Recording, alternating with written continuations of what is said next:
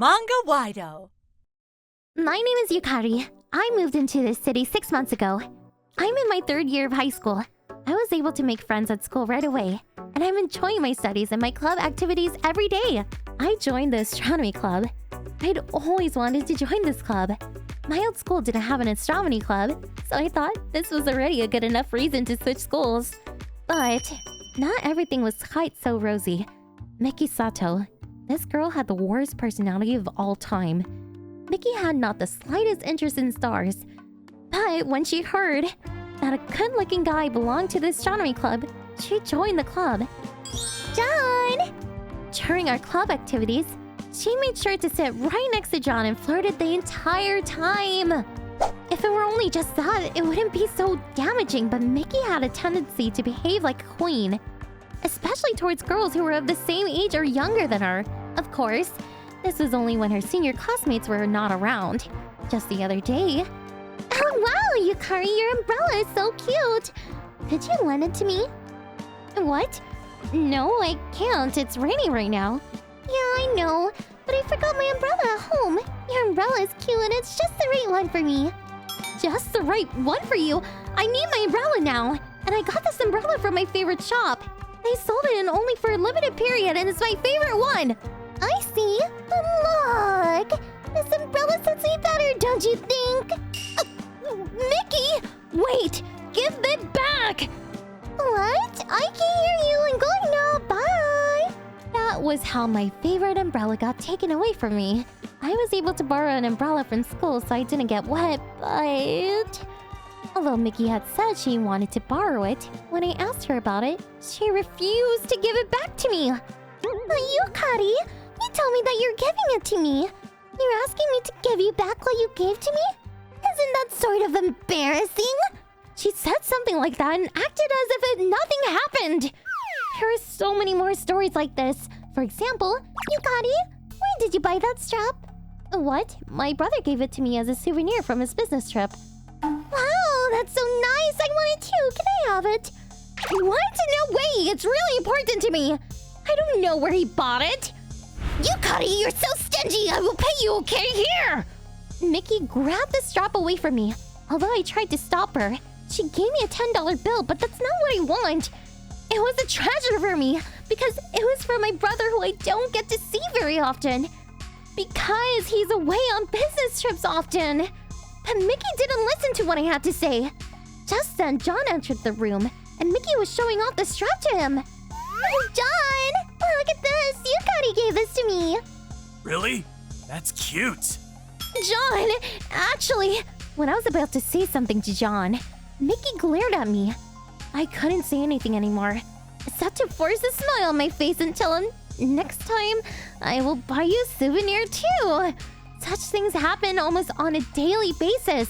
Whenever Miki thought she wanted something, she always had to have it. This was especially the case when it was something that somebody treasured or something that you could no longer buy. After the strap incident, I told everything that had happened to my teacher, but Miki said that I had given it to her or sold it to her. She somehow managed to deceive her teacher. In the end, she made me look like I was at fault. It's no surprise, actually. Her father was a powerful member of the city council. On top of that, her family has been living in this area for many generations. So, they had all sorts of connections. Of course, her father had made huge donations to the school. This was why the school principal listened to anything that Miki's father said.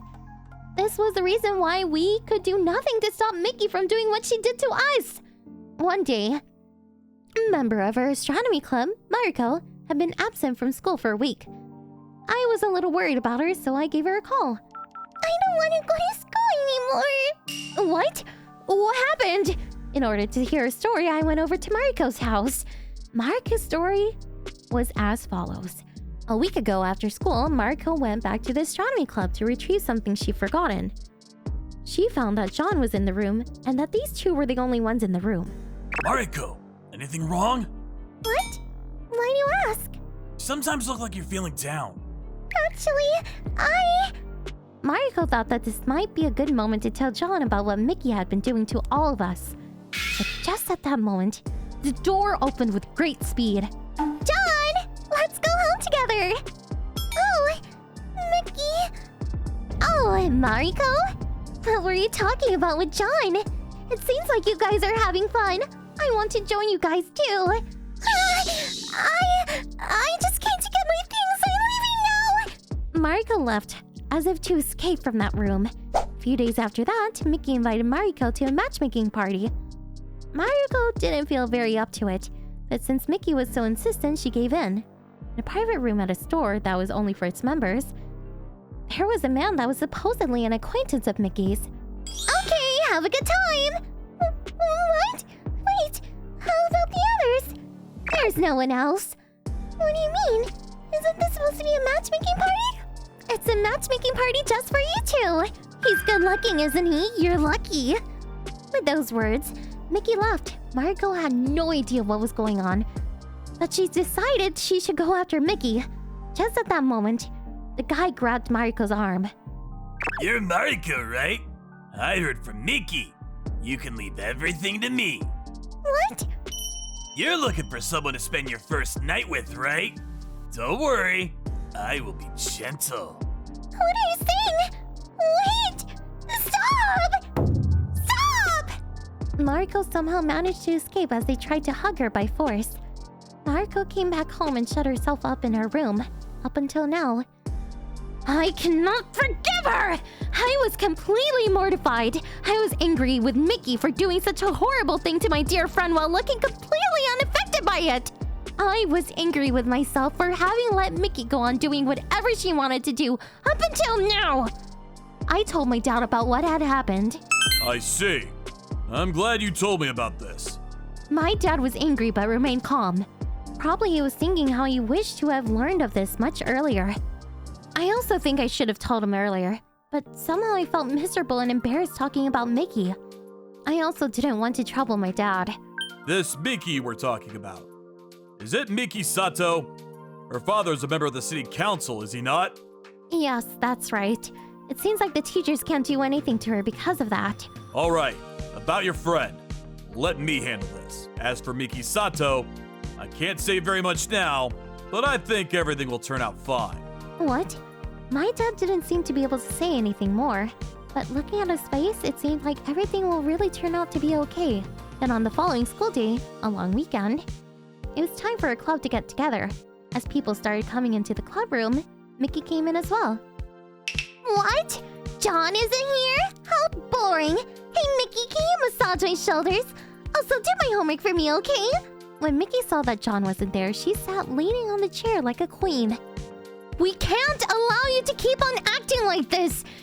You take valuable things from us! And on top of that, you did a horrible thing to our dear friend! It's unforgivable! Dear friend? Can you be talking about Mariko? I didn't do anything to her. I thought that she would be happy about it. Actually, after all, I did do her a favor. Miki was laughing. What you did to Mariko will come back to you! Yukari, you misunderstand me. I can do anything I want. Nobody can harm me because my dad is powerful. Just at that moment, my smartphone rang. The ringtone told me it was a message from my dad. I checked his message. Turn on the TV. I turned on the TV in the room. Hello? Are you listening to me? If you keep on taking such an attitude with me, I'll tell my dad about you and you won't be able to continue living in the city, you know? Right. Whatever. Miki, your dad seems like he is about to get arrested. Are you right? What? I turned on the channel as my dad told me to do. The subtitle spelled out City Council Member Sato arrested in big letters. It also showed Miki's dad. It seems like your dad was bribed. So he's being prosecuted for bribery. Wow, really? What is this? Wow, on another channel, a member of the upper house is saying that it's a violation of the election laws. Is this the person involved with Miki's dad? So that means that on regional TV channels, we'll be seeing Miki's dad for a while from now on. Turn off the TV! Wow, every channel is talking about this. Miki's dad is famous. Turn off the TV, I said! Miki grabbed the remote control and threw it to the nearest sofa. She kept calling someone on her smartphone in a great hurry. Answer the phone, you bald man! What are you doing? Probably she was trying to reach her dad, but he couldn't be reached. This is not possible! Yukari, what did you do? Is this your fault? Well, I don't think this is something that's within my power. And what is going on? I thought my dad was powerful! Why is he arrested? This is unbelievable! Miki was losing control and everyone was staring at her in disgust. That moment, the door to the room opened quietly. Miki, this is how you truly are. Oh, hey, John. This is a misunderstanding. Oh, please don't look at me like that. You don't have to say anything more. Your mother came to pick you up, so you should go home. Soon afterwards, the school principal and her mother came into the room and led Miki away. I didn't have a chance to tell Miki this. My dad is actually a public prosecutor of the Special Investigation Department. Of course, he couldn't reveal the investigation information to us, but I did hear afterwards that he had been investigating this case for quite some time. It was by coincidence that everything fell in place and the timing was right for the rest. Also, my dad looked into Mariko's case and found the guy and made him confess what he did to her. Miki also paid Mariko consolation money and apologized to her. Unexpectedly, John also got very angry with Miki, and it seems like she felt bad for what she had done. I heard that she is returning all the things she had taken from her classmates and apologizing to them. Of course. I also got my favorite umbrella and the strap that I have been treasuring. After that, Miki moved with her family to a countryside somewhere and is living quietly with her mother's parents. I feel a little sorry for her, knowing how much Miki wanted John. But then again, it's her own fault. I hope she'll spend the rest of her high school days as a better person.